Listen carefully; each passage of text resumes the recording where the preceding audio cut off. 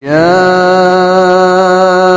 أيها الذين آمنوا اتقوا الله حق تقاته ولا تموتن إلا وأنتم مسلمون.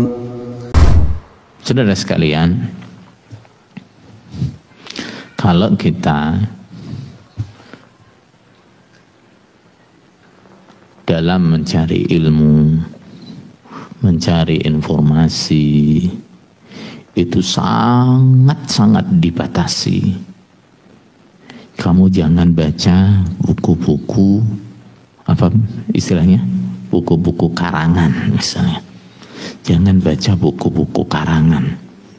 Jangan baca kitab-kitab karangan. Jangan dengarkan ustadz-ustadz di luar jamaah.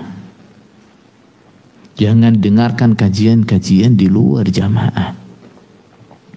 Saudara sekalian, ini harus dipahami. Ini adalah modus penipuan. Ngerti? Modus apa? Modus penipuan. Seperti panjenengan dapat SMS, ya, nomor Anda terpilih sebagai pemenang undian apa? Undian BRI. Nah, padahal sampean bukan nasabah BRI. Nah, terus dikasih pesan, ya. Nah, ini jangan cerita ke siapa-siapa, dah langsung saja ke ATM. Nah, jangan cerita sama keluarganya, jangan cerita sama tetangganya, apalagi ke polisi. Apa itu? Itu penipuan. Nah, panjenengan dilarang, jangan baca bukunya ulama-ulama itu, jangan. Ya, jangan kitab karangan semua itu. Jangan dengarkan kajian-kajian di luar jamaah, jangan. Itu gak ada yang murni itu.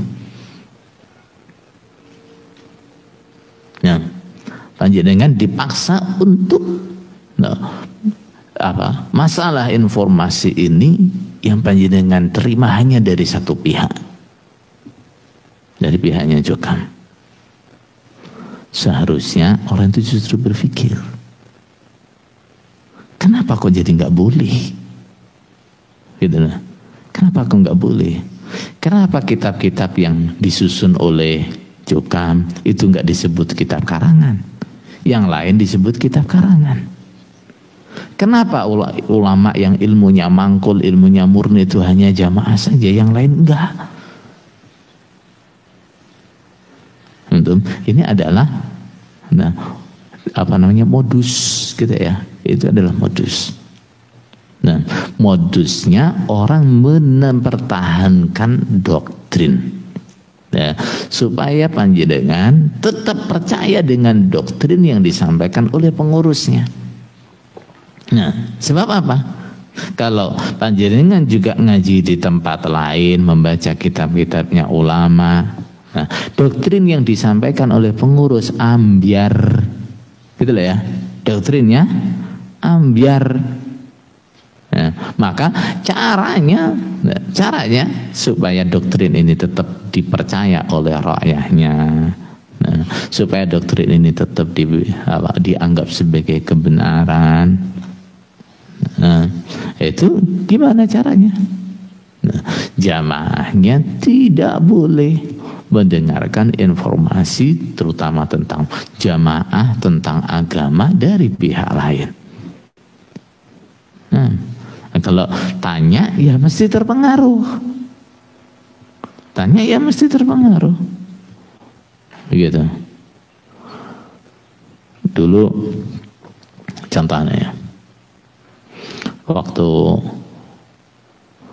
masih belajarnya di Indonesia, atau kita sering dengar dulu tokoh jamaah yang pertama kali keluar siapa? Pak Bambang Irawan ya misalnya, yang paling ditokohkan lah ya. Apa yang kita dengar dari pengurus? Dia itu keluar karena sakit hati, pingin jadi imam nggak bisa, apalagi pingin jadi mantunya nggak diterima. Nah, udah yang macam-macam lah beritanya. Tuh. Tapi begitu kita belajar di Mekah, Di sana pengurus-pengurus ngomongin kita. Nah, menakut-nakuti kita yang belajar di Masjidil Haram, ditakut-takuti. Dulu Bambang Irawan itu terpengaruh karena dia oleh Mbah Wali sudah dibilangi, gak usah belajar-belajar di Masjidil Haram, ya, gak usah tanya-tanya di ulama-ulama sana, gak usah. Dia malah nanya, terpengaruh lah dia jadinya. Paham tuh? Nah, jadi ini saudara sekalian coba perhatikan. Ini adalah pola yang mirip sekali dengan polanya Syiah. Nah, polanya Syiah. Gak tahu mungkin belajar dari sana atau gimana nih. Di Syiah itu juga sama. Rakyahnya itu untuk apa? Supaya terjaga doktrinnya. Nah, ajarannya Syiah ini nggak luntur. Nah, gimana? Dilarang membaca kitab-kitabnya ulama-ulama selain ulama Syiah. Nah, bahkan Quran pun sendiri versinya.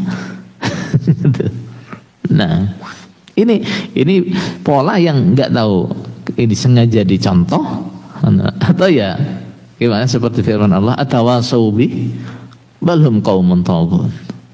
Nah, mereka sebenarnya tidak saling mengajari. Nah, tapi karena ada kesamaan, sama-sama apanya? Taghun, sama-sama melampaui batas, akhirnya punya trik yang sama juga.